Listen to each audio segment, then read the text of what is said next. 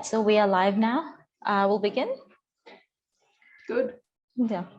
So welcome again, Sue. Thank you for joining us today. Thank you for accepting our invitation. I'll just quickly introduce myself. I'm Jincy James. I'm the director of the Australian division of UPSKI International. Sorry about that. That's all right. So I'll just quickly introduce myself again. I am Jincy James. I am the director of the Australian division of UPSKI International Pvt Limited. And so I'll just kind of do like a quick introduction on what we do. We are basically Zeal Academy is basically a division of UPSKI International Pvt Limited. It is funded and run by like-minded pharmacists in order to help provide employment opportunities abroad. We strive to provide the best and excellent training through advanced courses under the guidance of experts in order to bridge the gap between their qualifications and their dreams of like settling abroad. So that's just us. Mm-hmm. And now it's your floor. Do you want to give us a quick introduction about LocumCo? Yes, I'm Sue Muller. I'm the director of LocumCo and I am a pharmacist myself. I started LocumCo over 32 years ago now, and we find both permanent pharmacists and locum pharmacists to pharmacies throughout Australia. Sounds good. Yes, and yes, in 2002, we won the Telstra Small Business Award for what we do in our business on a day-to-day level. We have a small team, but we're very efficient, and we love to help pharmacies, and in particular, we do a lot of work with rural pharmacies who are really struggling. That sounds excellent, actually. Congratulations on your award. It sounds amazing. Thank you. So yeah, we'll actually move on to our webinar. So I know that you have a small presentation for us. Would you like to begin? Yes, of course. We'll quickly move on to that. Thank you. Thank you very much. It is only very small, as I said. That's all good. Yes, so as I mentioned, LocumCo started over 32 years ago. Mm-hmm. And when we first started, we were just finding pharmacists for around the area. I live in Sydney, mm-hmm. and we started securing pharmacists just in the Sydney metropolitan area. Mm-hmm. And as the business grew, we increased to the whole state and eventually to the whole of Australia. And it's quite opportune that we're doing this little chat today because it's World Pharmacist Day. Exactly. And you know, I think pharmacists do a wonderful job. It's a great career. And I really think pharmacists should be recognised, not just on this day, but on every day because of the amount that they do for communities throughout the country and probably across the world. Exactly. So, as I said, yep. If I were looking out my window, if I had a view of the harbour, this is what I would yep. see. I'm sure you all recognise the landmarks, and very lucky to live in a city like this, even though at the moment we've been in lockdown for the last 12 weeks, but it looks as though in the next few weeks things may change and life will get somewhat back to a level of normalcy, hopefully. True. Fingers crossed. And our fingers crossed, things will resume back to normal quickly. Yeah, it would be lovely.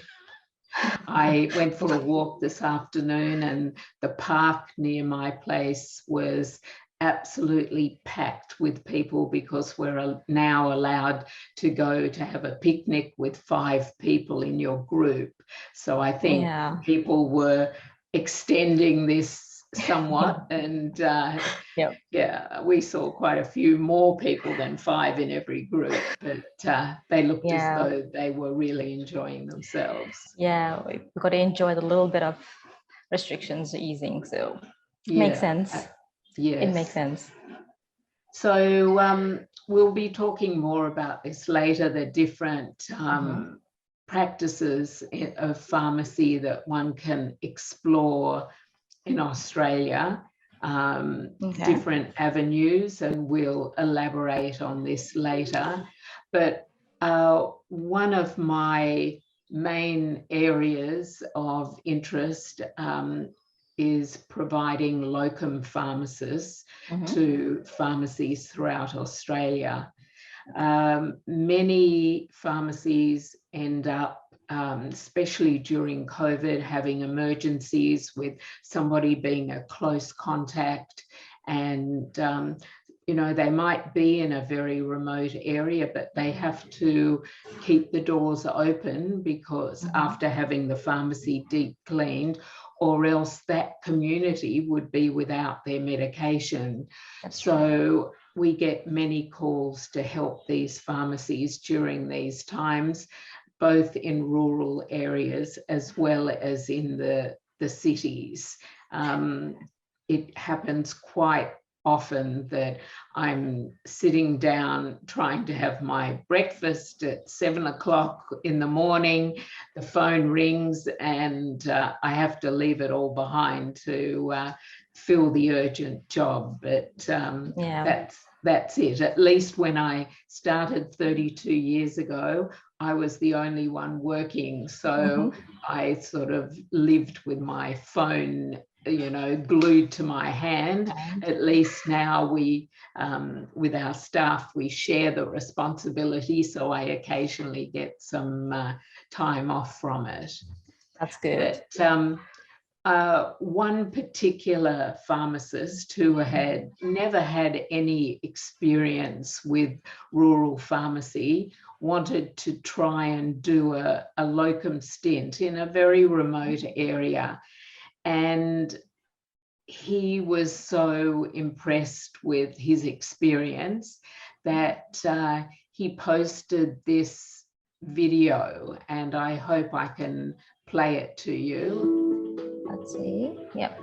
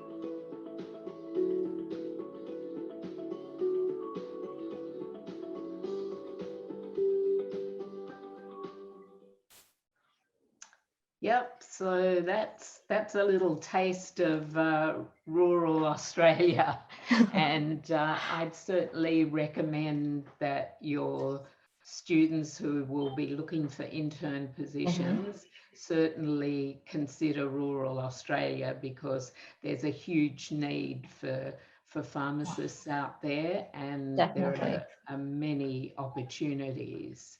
If you want to have a look at the expanse and the extent of jobs, this is our website, Okay. locumco.com.au, and if you just click on jobs, you can see the full range of all permanent intern positions all over Australia.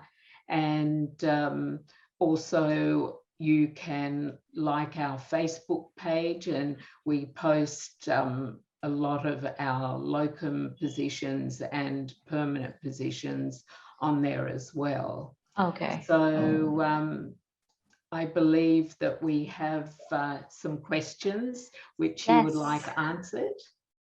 Yes, I would. Thank you for the presentation too. It was actually quite lovely. It helped us gain more understanding of what pharmacy life is like in rural Australia. So thank you for that. Yeah, because a lot of people don't realize, Okay. you know, if you throw yourself into a rural town, you join clubs, you become part of the community, it's a very different life. I don't know whether India has anything that you would compare that to, but that's certainly the case here. Yeah, exactly. It makes sense. We'll actually go to questions now. Do you want to do this to stop the screen sharing? We'll kind of move on to the questions. That'd be great. Thank you. Thank you, Sue. No problem. All right. So in India, the pharmacy profession is like quite limited to just dispensing dispensing medicines. So like the role of a community pharmacist is basically to just dispense medications. And it's also quite similar to the role of a hospital pharmacist. But the thing is, in India, the opportunities are quite limited when it comes to the profession of pharmacy. So what do you think, what is the main highlights of responsibilities that pharmacists have in Australia when it comes to not community and hospital pharmacies? Like there is a core difference. Would you mind explaining that difference to us? Yes, well, the trend at the moment is with students who are graduating from the pharmacy degree, I would say the majority choose to apply for jobs in hospitals. What they often say to me when I ask them why, I said most of them or many of them are destined to be disappointed if they have their heart set on it, because there's only a finite number of jobs. It's very competitive. And the response that I often get is, we want to use our clinical knowledge.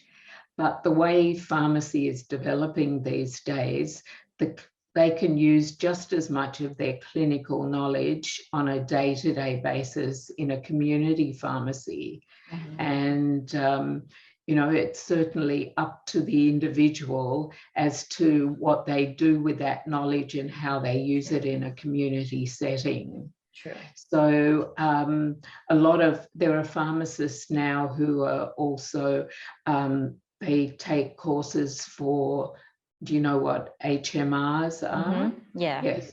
So they do HMR and they become accredited pharmacists. So that's another area that they can do something with even simultaneously while they're also working in a pharmacy.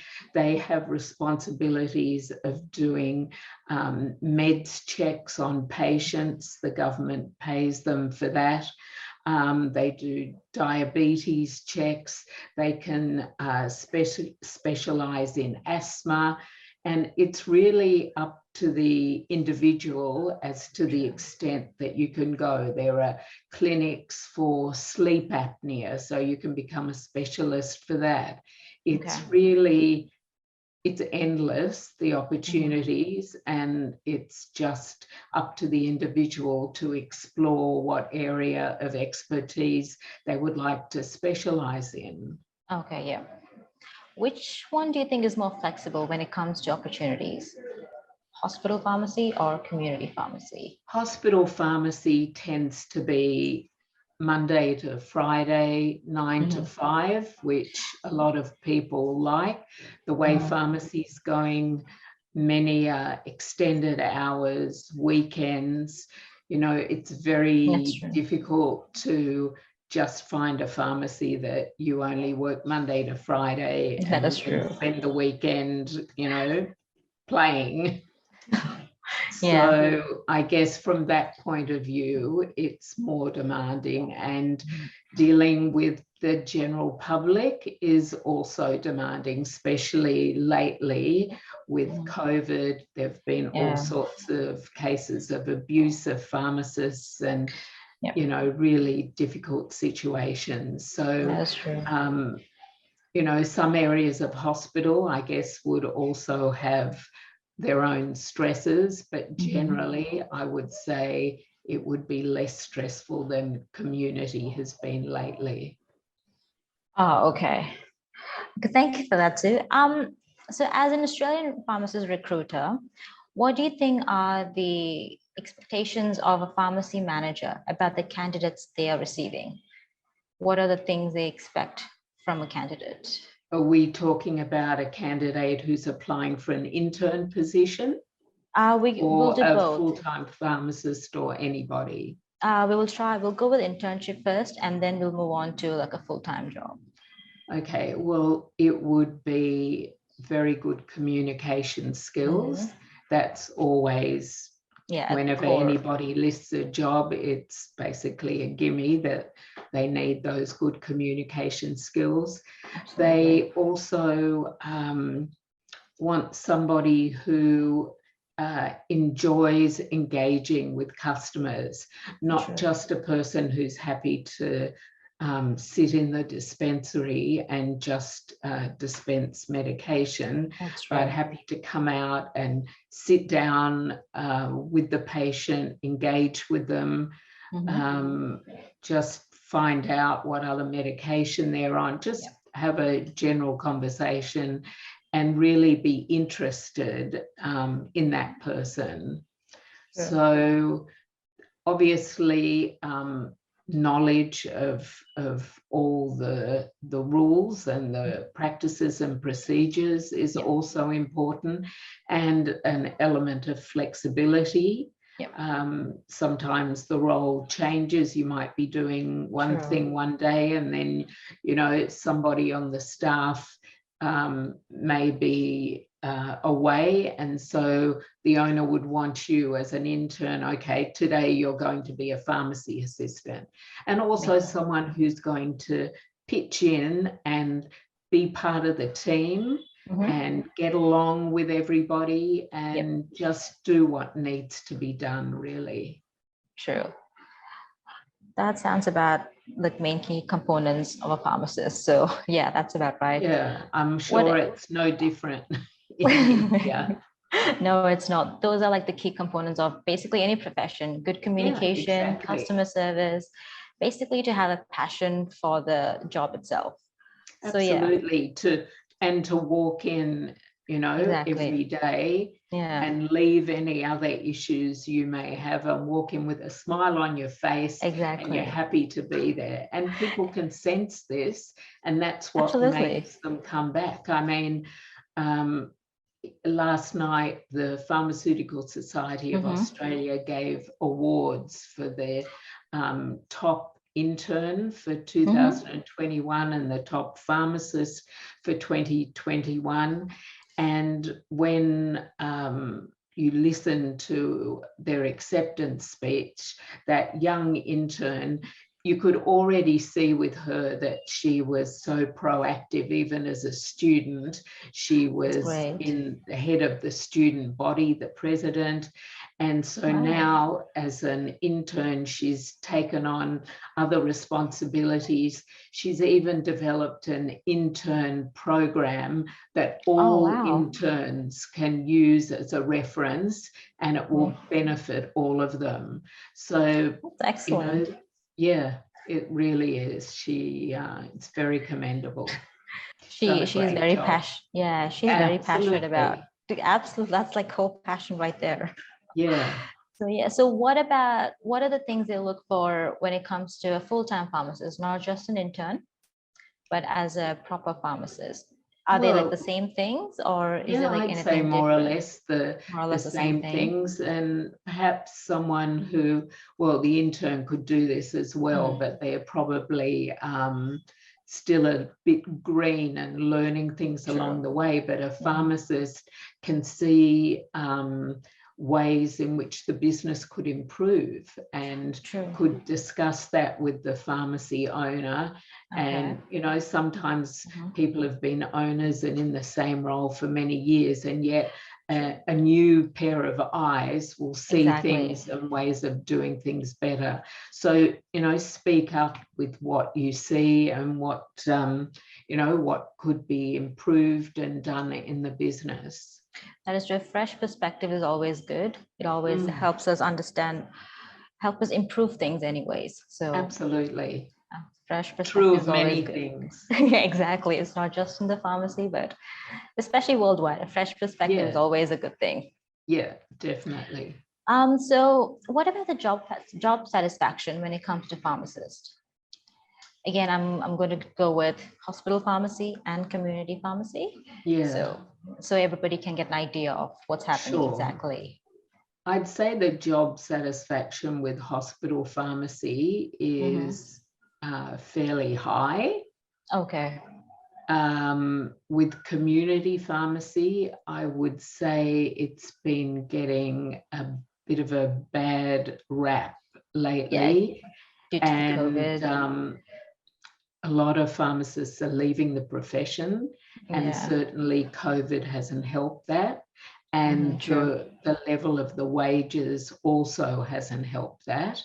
But the thing that's happened, because pharmacists have been leaving the profession and the numbers, you know, of active pharmacists aren't as high, and certainly the number of available locums aren't as high, the rates have been pushed up. So it's had a good impact, although that itself doesn't change the award. And there are discussions in different groups who are currently trying to get the pharmacy award raised. But that is a major deterrent with people staying in the profession. A lot of people are using pharmacy as an undergraduate degree, and they come out and they go on to do dentistry or medicine or anything else, just because they know that they'll be paid more for their efforts.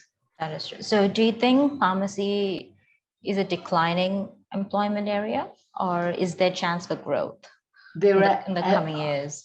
I think there are chances for growth, especially with the areas of specialization that a lot of pharmacists are getting into. And certainly now with the pharmacists or previously doing just general flu vaccinations, and now with the COVID vaccinations, I think there's probably a new level of respect, and that should help down the line, I would say. And I think they're trying to also change the way pharmacy has been thought of. In the past, they're trying to make changes, and I think they're going to some of the schools to speak to the students to help them really understand what the profession is and how it will. I mean, pharmacists are very well respected on the list Absolutely. of professions. Yeah. Absolutely. Yeah. And going to schools will help, especially high school students. You'll give them an opportunity to, consider that as a career choice as well. Because not a lot Absolutely. of people consider pharmacy as it's a respected profession, but not a lot of people actually, it's not a popular choice. No, and Yeah, especially it's not. now, it's, I think, 60% female. Yeah, And it's a female dominant profession yeah, at this point yes. And comparatively to the other it never ones. used to be. Like when I went through, it was Mhm. definitely not 60% female. Oh, really? Thank Yeah. goodness. I know, exactly. Thank goodness. We need more females. We Yes. need more females in the workforce. Yeah. So yeah, so you're saying there will be a high demand for pharmacists in the future, let's say another 5 years. There's a There is high the prospect. demand now. Yeah, there's a high demand, but not a lot of And people I are. can't, and like we've got the finite number of universities churning them out here. Exactly. And, there's such a shortage that's what they've opened.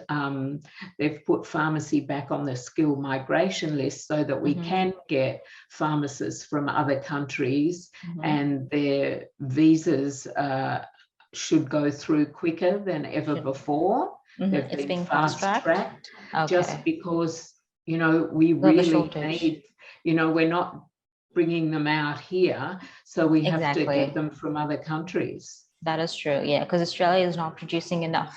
No, And exactly. it is not, they're not producing enough at all. No, So so yeah, it's a perfect opportunity for your organization to send us lots of people. exactly. So like for a upcoming, let's say a upcoming pharmacist, which one do you think is more easier for them to manage, like as a beginner pharmacist, with hospital pharmacy or community pharmacy? Which one would be a lot more easier for them? Definitely Or is there community. They wouldn't. definitely community? Yeah, they wouldn't have much of a very good chance of getting into hospital. Oh, okay. It would be so slim. Yeah, the internships are in high demand, and they would take a graduate of an Australian university over anyone else from a foreign university. So I would really dismiss that as an option and just look at community. Community pharmacy is the way to go for internships. Absolutely. What about someone as being a full-time pharmacist? Would they get jobs at a hospital pharmacy, or is that also pretty much the same? It's pretty much the same, although you can be lucky. So are you talking about overseas graduate? Yeah, overseas graduate with, let's say, around 3 to 4 years of experience. If they were to apply for a hospital pharmacy, do you think there is a chance of them getting it, or would it be easier for them to? So the problem is that they would need to get their internship first in a hospital, and that's going to be difficult. So it's unlikely that they would get a full-time position in a hospital over a pharmacist who's done their internship in an Australian hospital. What about after the internship? Do you think there's a possibility? Will the chances if they be did their internship in a community and then tried to get a hospital job? Yeah. Well, if they had hospital experience, maybe from India. Okay, yeah.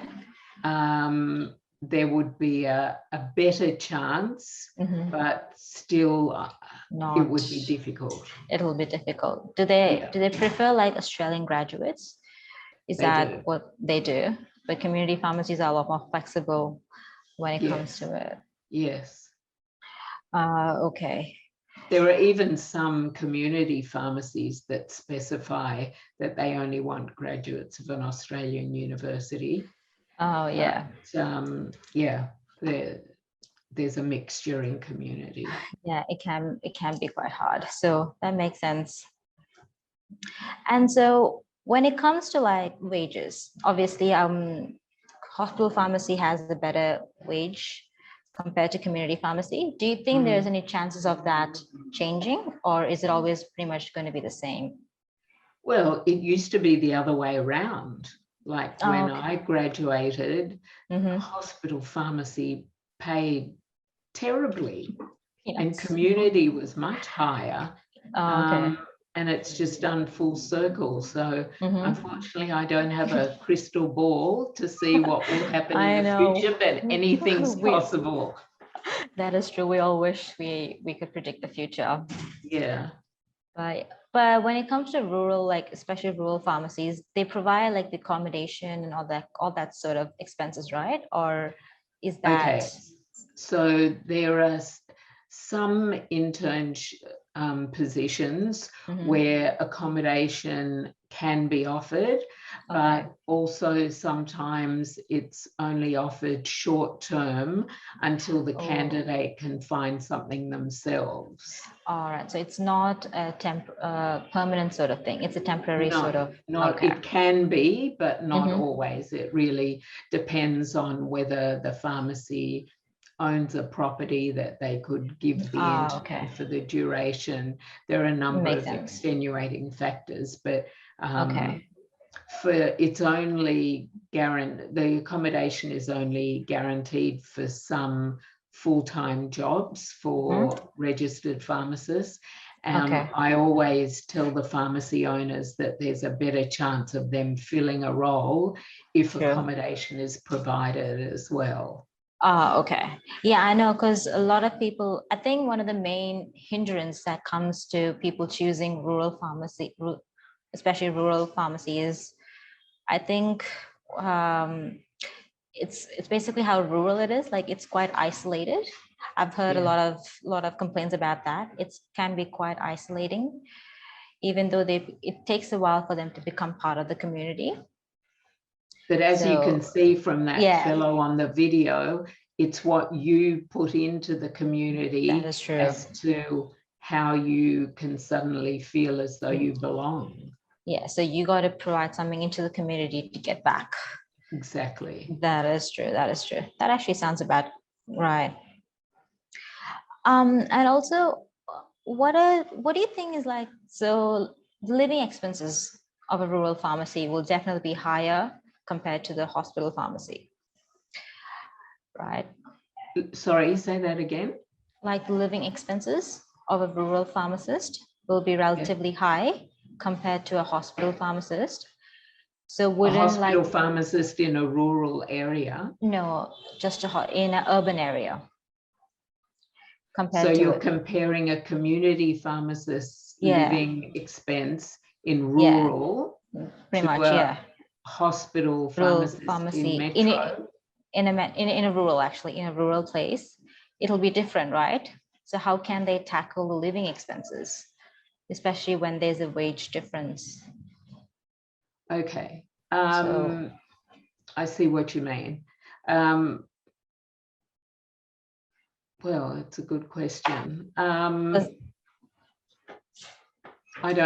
think that the wage in the community pharmacy, because the rent and the cost of living in rural is less than in the city. That's true. Maybe they wouldn't be able to live as well as the hospital pharmacist, but they'd certainly still be able to get by. They'll be able to get by? Yeah. Okay, yeah, that sounds about right. Seems like, there's like some sort of hope for them at that point. Oh, definitely. So we actually have a question from one of our audience, Manoj Kumar. He's asking, what are the chances of getting a sponsorship, especially after IELTS and CAPS training? What are once we get out of the situation with the borders and everything that's going on with COVID, and you know, flights can come into Australia without candidates having to pay, you know, $3,000 to quarantine for 2 weeks. Exactly. Sponsorship in rural areas should be easier to get. Easier. What is the current situation? Like, what is the current situation though? Is there like any hope for them getting a sponsorship right now in this current situation? Well, how are they going to get here? And that's a you mean, would they pay? Yeah. They would pay their own quarantine? Yeah, if they were to pay their own quarantine and everything, will sponsorship still be applicable to them? Yes, it would be. It would be. But Yeah. what are the chances of it? Like, are they providing sponsorships? Is this? We're all our jobs, we have one of my colleagues looks after the intern positions. Okay. And she notes down with every role whether the owner would be prepared to sponsor an overseas candidate. And so we certainly have positions, a number of positions, where the owners are willing to sponsor. And sometimes the owners even prefer to sponsor. Okay. Sometimes they could be owners who have been sponsored themselves years ago when they first came to Australia, so they know what it means. And other pharmacies know that they're in an area where they're unlikely to get a candidate from here, so they would always be happy to sponsor. Happy with the sponsorship. Yeah. Because I think one of the main hindrances, especially with COVID, with the borders being closed, is the lack of sponsorships. And it makes sense because the fees is enormous.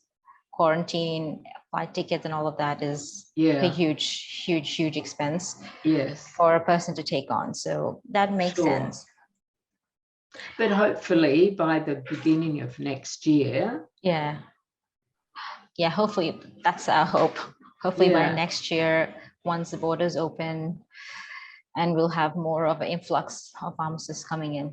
And not only that, but I was asked to put a proposal together for a very large pharmacy group who wants to introduce an intern training program. That sounds fascinating. I have a meeting with them on Monday, and they're going to need for next year 200 interns. They're prepared to sponsor.